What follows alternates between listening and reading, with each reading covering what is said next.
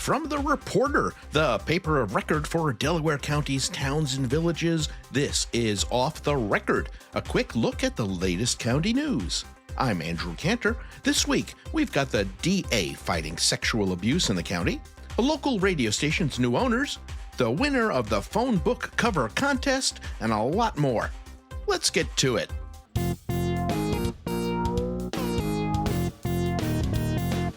First off, a big congratulations to Kevin Jensen of East Meredith. He is the winner of Delhi Telephone's 2025 Directory Cover Contest.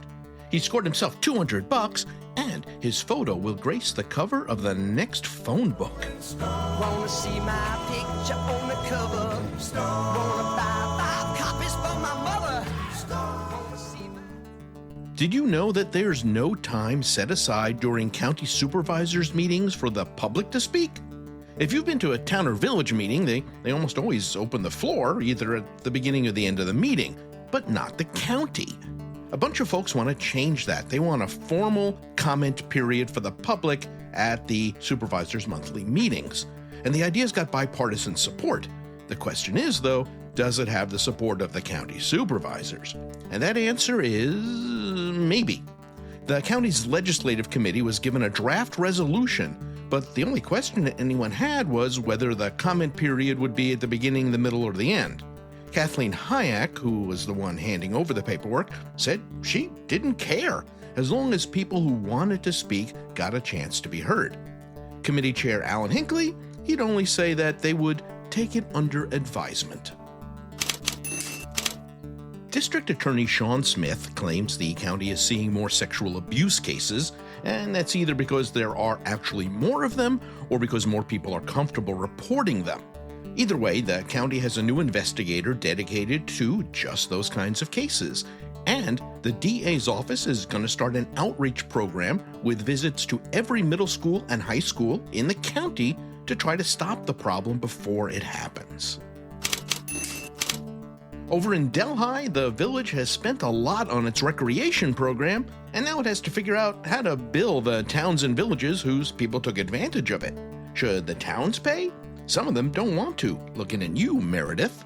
So should Delhi charge people instead next year? They're talking $60 a pop, though, and that's a lot of money for some folks. So they're still talking.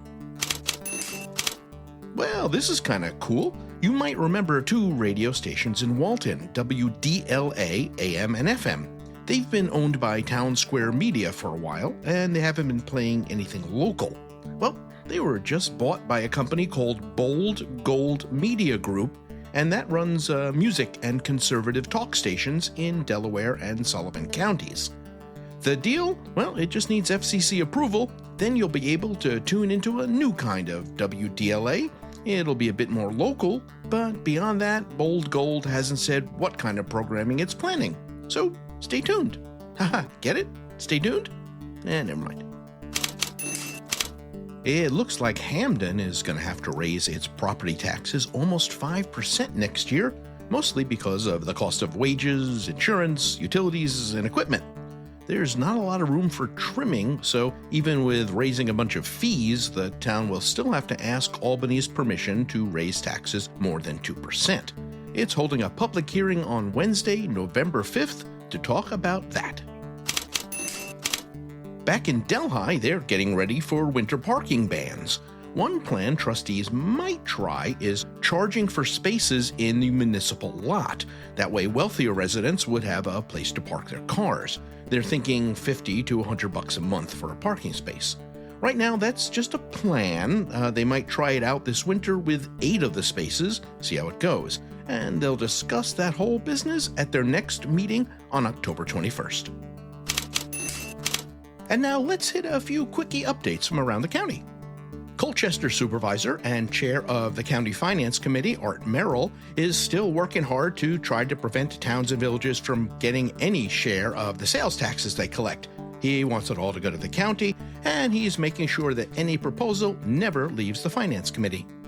The County Planning Board has recommended that the county supervisors approve Roxbury's new comprehensive plan, which wants to make it, quote, a thriving, inclusive, and resilient town, which is a lot better than the alternatives.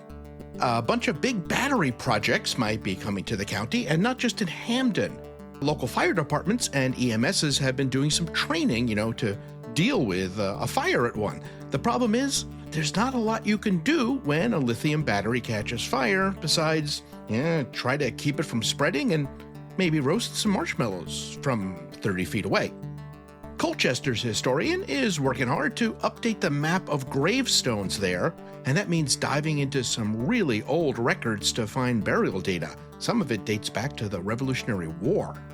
You don't have to boil water in the Cooks Falls Water District anymore, but crews there are still hunting for leaks in the system, and there's not a lot of money for fixes either. And that's it for this week's Off the Record, but you know what to do. There's plenty more in the Reporter, like county election officials desperately looking for election inspectors. Roxbury needs to cut a lot of services if it wants to keep its budget balanced, and LifeNet is celebrating 15 years of air ambulance service out of Sidney, which still isn't getting an Aldi. And of course, there's much more. You just need to pick up the paper, or better yet, subscribe. Head over to the-reporter.net. It's your hometown paper and a lot better than Facebook for getting the news. Until next week, I'm Andrew Kantor. Thanks for being here.